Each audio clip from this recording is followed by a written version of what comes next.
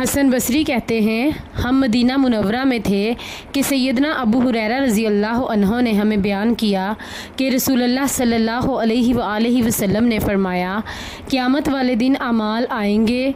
उसकी तफसील ये है कि नमाज आएगी और कहेगी, ए मेरे रब, मैं नमाज हूँ। अल्लाह ताला फरमाएगा, बेशक तू खैर पर है। इसी तरह सदका आकर कहेगा, ए मेरे रब, मैं सदका हूँ। अल्लाह ताला फरमाएगा, बेशक तू खैर पर है। फिर रोज़ा आकर कहेगा, ए मेरे रब, मैं रोज़ा हूँ। अल्लाह ताला फरमाएगा, बेशक तू खैर पर है।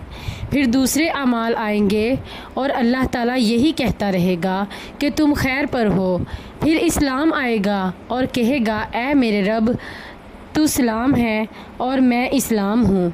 अल्लाह ताला कहेगा, बेशक तू खैर पर है और तेरे ज़रिए आज मैं मुआख़ज़ा करूँगा और तेरे ज़रिए अता करूँगा।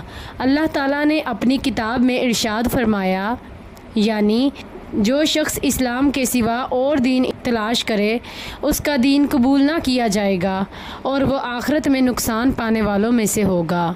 सूरह अल इमरान। मुस्नद अहमद, हदीस नंबर 54।